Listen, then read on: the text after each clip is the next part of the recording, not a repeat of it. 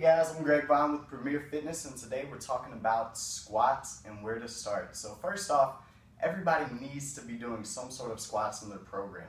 It's definitely one of the primal movement patterns that we want to be able to sit down and stand up for the rest of our lives, right? But it's also an exercise that can also lead to injury if not done correctly, right? So a few things to focus on when doing squats first off. Okay, for one, where you position your feet matters. All right, a lot of people don't have the flexibility to squat with feet at hip width, right? So widen your stance up to about shoulder width, maybe then a little further apart.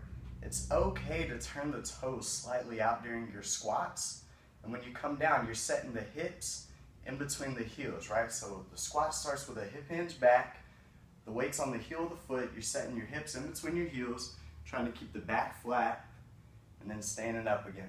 A few checkpoints for the squat. For one, make sure that back is flat, okay? So if you got this posture going on, you're rounded back, you're probably going too far down or you need an assist, and we're gonna talk about that in a second. Number two, make sure your knees aren't caving in or caving out in your squat, okay? You wanna keep it in a good neutral position. Basically, knees are in line with the ankles, but they're also coming up forward a little bit over the midfoot, right?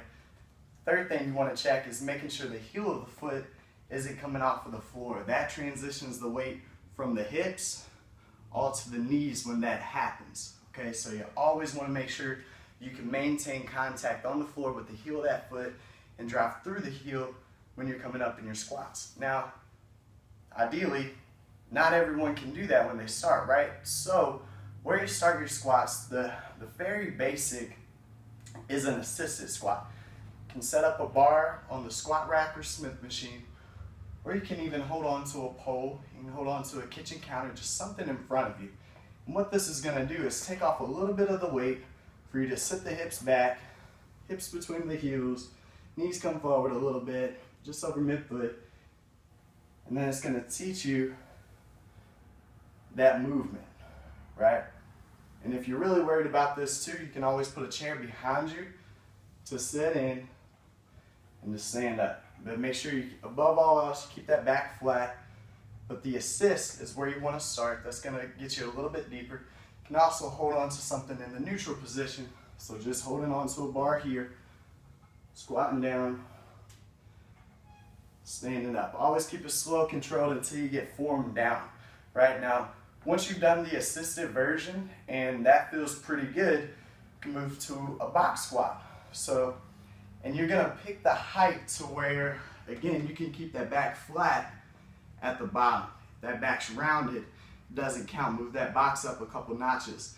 Again, keep the weight more on the heel of the foot, knees in a neutral position. You can start out with arms straight out to stand up, come back down. Now you can add a little bit of sitting back, leaning forward. Just want to have that controlled momentum though. And then eventually bringing your hands in, takes that momentum away, puts a lot more weight again on the glutes and the core, which is what we want to do. Foot's flat on the floor, a little bit of weight on the heels. Once you've got the box squat down, it's time to progress into the goblet. So the goblet squat is a great variation, especially for beginners.